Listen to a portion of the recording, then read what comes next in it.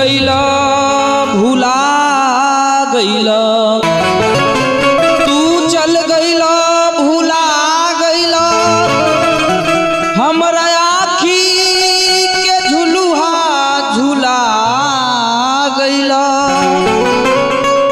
हम तो सुख के काट हो गईनी ये बलमुआ हो, तू गेहूं के बगिया में भुला गईला।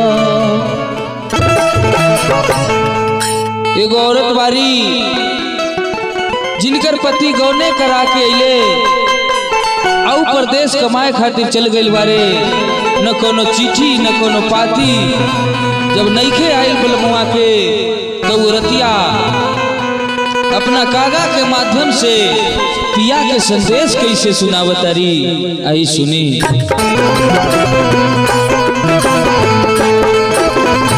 चल गईले पिया हमके छोरी चुपे चोरी, तोरी के हमसे प्रीतिया के डोरी। चल गईले पिया हमसे छोरी चुपे चोरी, तोरी के हमसे प्रीतिया के डोरी। देखे गईले गम मारी, देखे गईले गम मारी, दिलबा में ठेर खोज देर कागा भागा पिया कौन दे। खोज देर कागा भागा पिया कौन दे, खोज देर कागा भागा पिया कौन दे।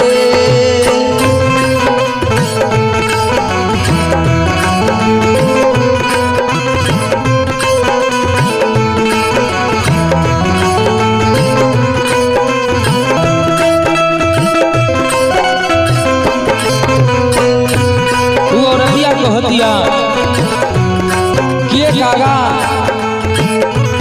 जादू बलमुआ के संदेश कही है जे कैसे दिन रात हमनी के कटता। कहतारी कैसे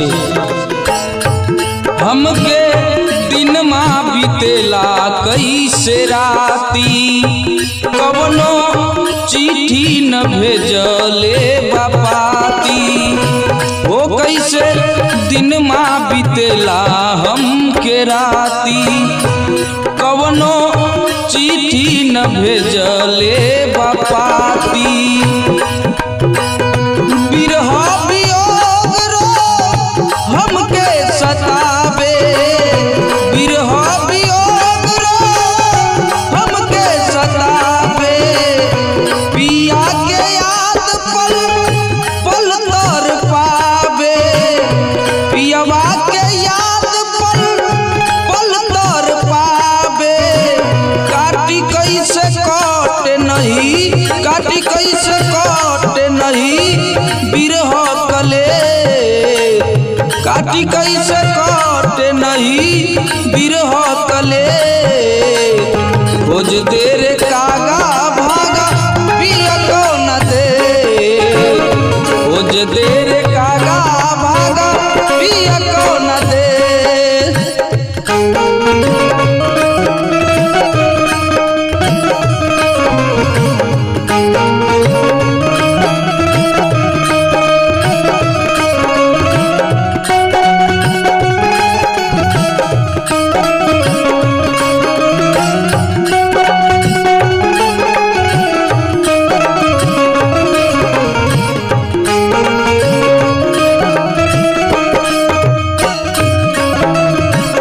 औरतिया कहतिया कि ये कागा कैसन हमरा से उनहिया लगवले।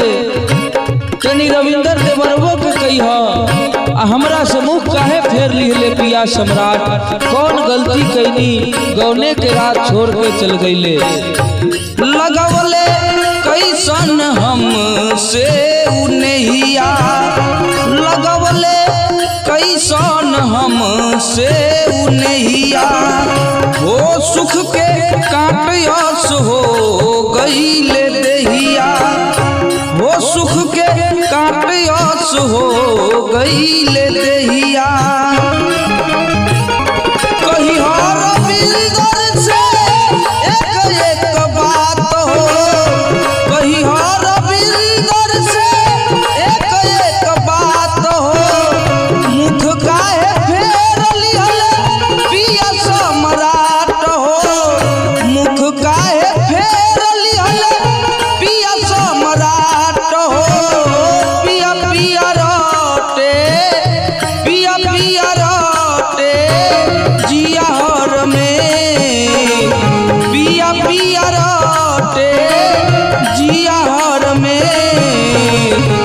खोज देर कागा भागा पिया कौन दे, खोज देर कागा भागा पिया कौन दे, खोज देर का